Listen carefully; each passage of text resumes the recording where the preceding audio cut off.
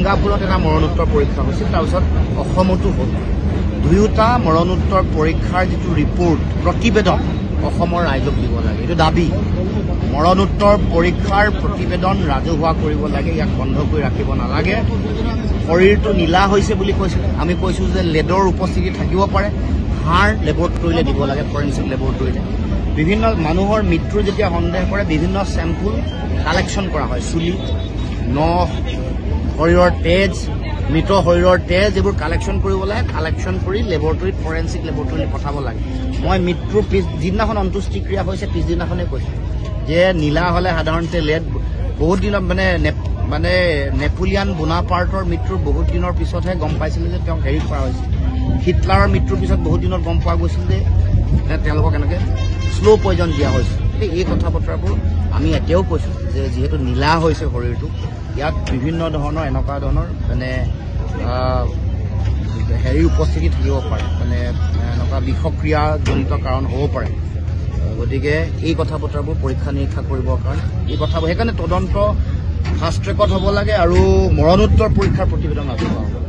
হত্যা হোৱা বুলি কৈছে আৰু আমি প্ৰবল জনমতৰ পাছত সকলোৰে আন্দোলন, হেঁচা আৰু ব্যাপক জুবিন গাৰ্গৰ মৃত্যু বা এই হত্যাৰ ন্যায় লাগে, এই দাবীত সমগ্ৰ অসমৰ জনগণ একত্ৰিত হোৱাৰ পাছত সজোৰে শক্তিশালীভাৱে এই দাবী উত্থাপন হোৱাৰ পাছত চৰকাৰে দুগৰাকী দোষীক কৰায়ত্ব কৰিবলৈ তেওঁলোকে সক্ষম হৈছে। বা প্ৰথমতে তেওঁলোকে পূজাৰ ছুটী দিছিল, পূজাৰ ছুটী সম্পূৰ্ণ কৰিব নোৱাৰিলে, 6 তাৰিখলৈকে দিছিলে।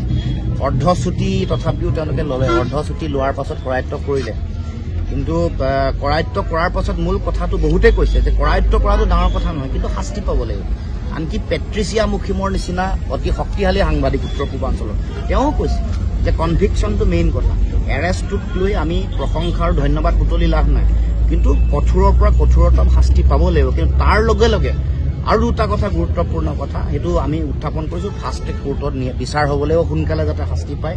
দ্বিতীয় কথাটো হ'ল যে যিসকল ব্যক্তি ছিংগাপুৰত এই গোটেই কথাটোৰ লগত জড়িত হৈ আছিল, য়টখন বুক কৰা, লৈ যোৱা, তাত বিভিন্ন খোৱা বোৱা কৰা, তেওঁক নৈলৈ বা সাগৰলৈ জঁপিয়াবৰ কাৰণে উৎসাহিত কৰা, এইসকলক তদন্তলৈ আনিব নালাগে।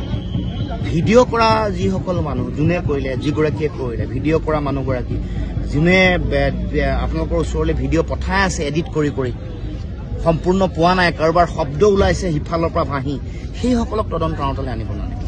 গতিকে এইকেইটা মূল কথা।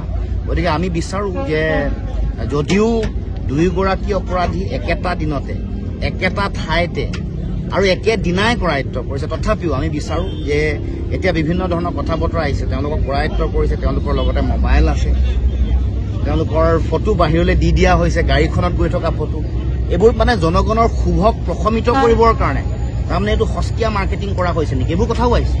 আমাৰ কথা হ'ল মূল কথাটো দোষীয়ে শাস্তি পাবই লাগিব, আৰু সেইকাৰণে আমি দোষীৰ শাস্তিৰ দাবীত আমি অলৰ অচৰ আৰু অটল হৈ আছোঁ। মই ইতিমধ্যে আপোনালোকৰ আগতেও কৈছোঁ যে জুবিন গাৰ্গৰ এই হত্যা বা এই মৃত্যুৰ ন্যায়ৰ কাৰণে আমি সকলো ওলাই আছোঁ, যুঁজিছোঁ, আৰু তাৰ কাৰণে মানুহে আমাক যিয়েই নকওক লাগে, ৰাজনীতি কৰা বুলি ক'লেও জুবিন গাৰ্গৰ মৃত্যুৰ যদি ন্যায় বিচৰাৰ সময়ত কোনোবাই যদি কয় যে ৰাজনীতি কৰিছে, 100 বাৰ নহয় 1000 বাৰ ৰাজনীতি কৰিবলৈ ওলাই আহিম, জুবিন দাৰ মৃত্যুৰ ন্যায় লাগিবই।